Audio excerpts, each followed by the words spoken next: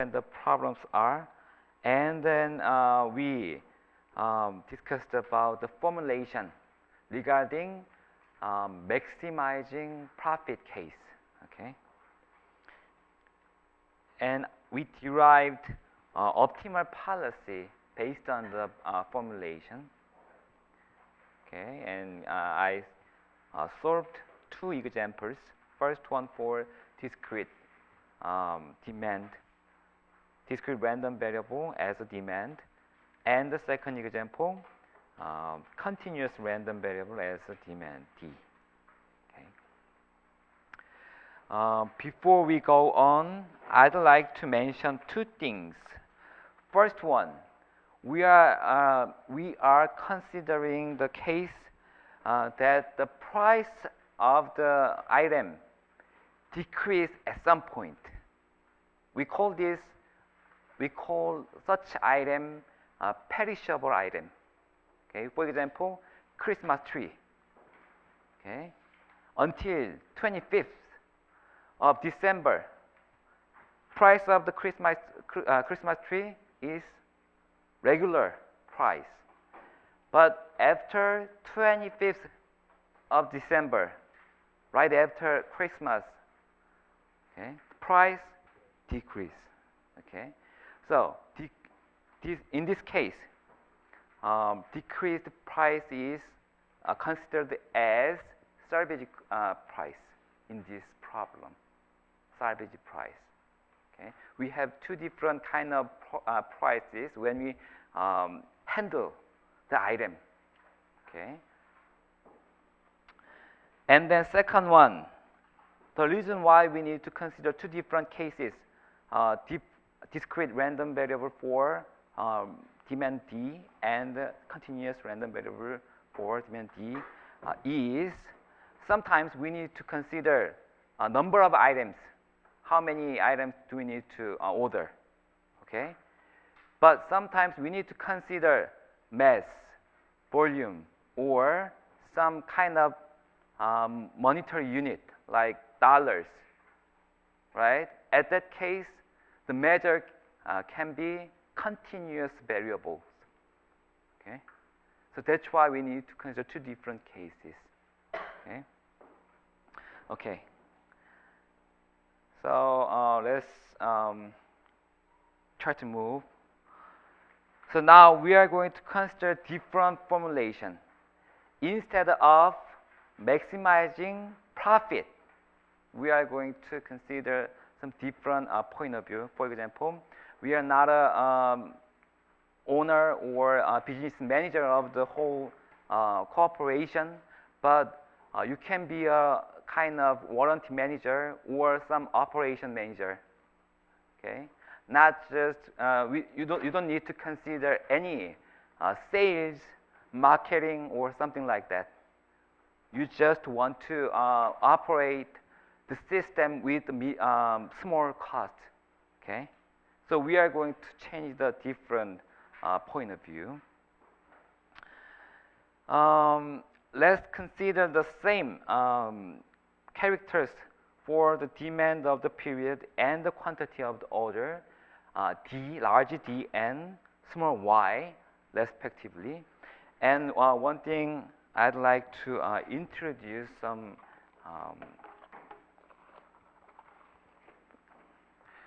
reformulation. Okay.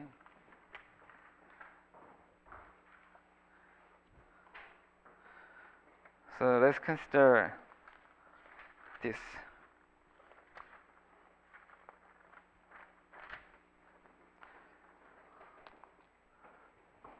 Minimum of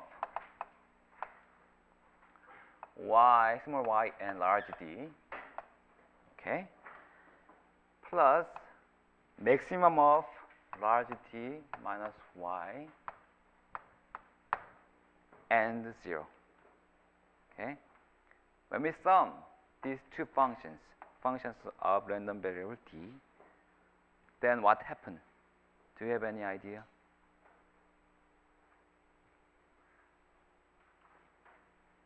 Okay, let's consider two different cases. What if small y is greater than or equal to large d? this value returns large D. How about this case? 0. So the result is large D. What if we consider the other way around? How about this case? Y and large D minus Y. So the result is large D, the same. Every case, this one equals D, true. Okay. Now,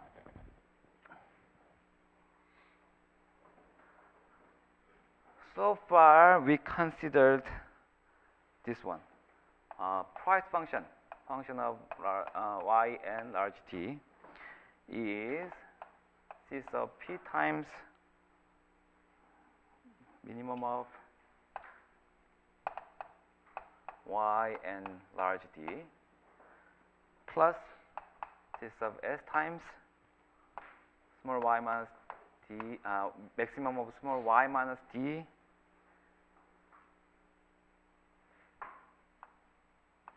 sorry,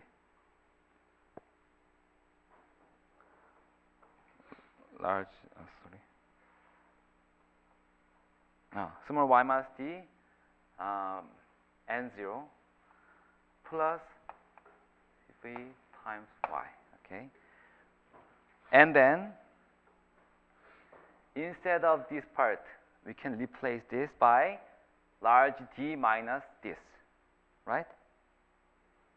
So this one is the same as C sub P times large D minus maximum of 0 and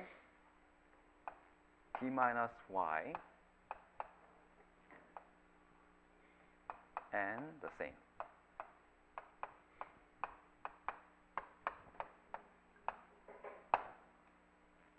Okay.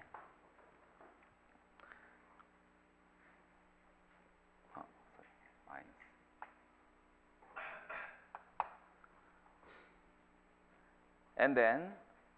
And then we can get Cp times large T minus Cp times large D minus Y plus, we call this number of item for understock, okay? And C sub S times Y minus D plus, sorry, minus, plus CV times Y, okay? And then we can reinterpret this price function based on the revenue and the cost.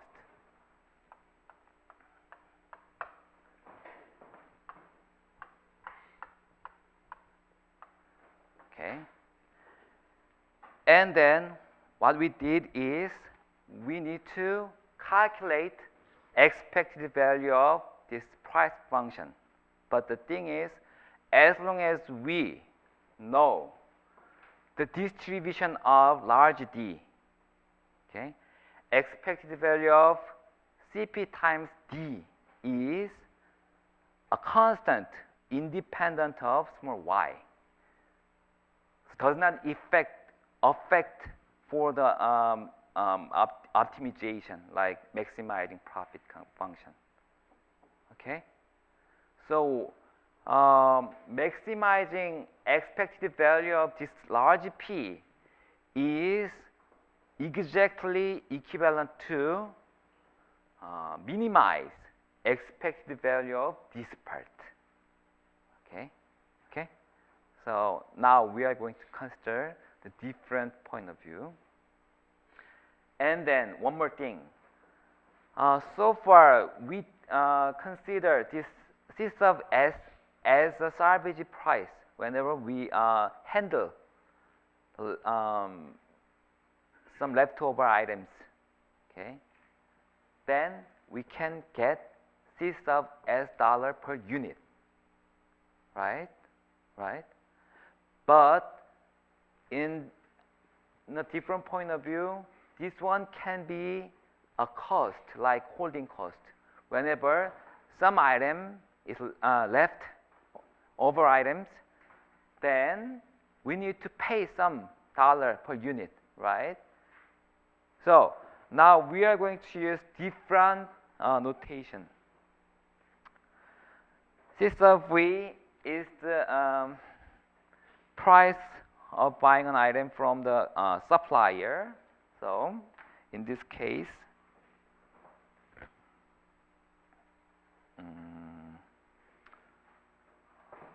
this one, okay, replaced by C sub the same, right?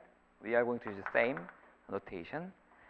And then C sub P, actually we are going to use different notation, C sub O and C sub U. Penalty cost for each lost item or leftover item, lost item. So this means if demand is greater than the number of items we have, then we lose a chance to sell some items, right? So we are going to count this as a penalty function, okay? Penalty value. So we replace C sub P by C sub U in this formulation, and then negative C sub S is replaced by C sub O, cost for overstock items like holding cost, okay? When we consider like bottles, okay, you can sell empty bottle to the supplier with very small amount of money, right? Okay, but if we consider some inventory system, okay, if you cannot sell some item, then you need to hold based on your inventory or others' inventory. So you need to pay, okay? So in this point of view, this C sub O is how much we need to pay per leftover item, okay? So we can redescribe the formulation. Total cost, yes? C sub O included in minus, right? Yes, minus. This one is equivalent to minus C sub S. Good question. Okay, don't be confused. Okay, including negative value. Okay. Any other question? So total cost can be summation of manufacturing or ordering cost and cost occurring to the understock items and cost corresponding to overstock items. Okay, we can reinterpret the problem based on the cost. Okay, and we can get the same formulation. Okay, C sub V times Y. This one represents manufacturing or ordering cost. Okay, C sub U times number of item, number of understock item. Okay, this one represents the second cost, and the third one cost associated with overstock items. Okay, and don't be confused with this C sub O and C sub S. Okay.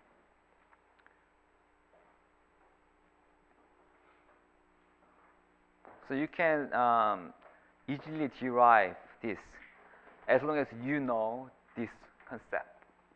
Okay, this concept. And then we can repeat similar argument we did earlier. Okay, integral, and then take the first order derivative of the price function, and then make it equals 0, and then get some y, right, star. The result is the same, but I'm not going to repeat because of the time restriction. but this is kind of good example or good exercise to improve your some mathematical derivation skills. Okay, so I'm not going to repeat it, but I recommend you to derive by yourself. Okay, and the result is, sorry, here's typo. This might be plus.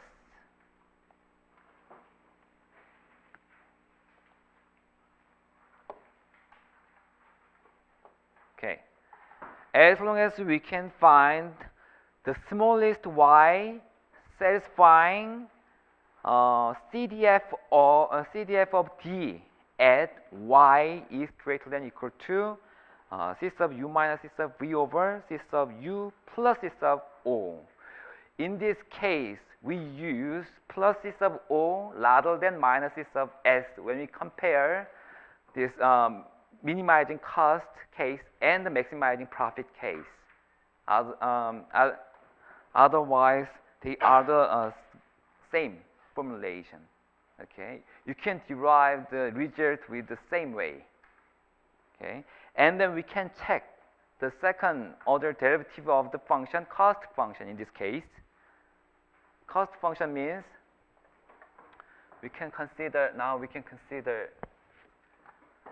large C sub y and t is actually C sub vy plus C sub p times number of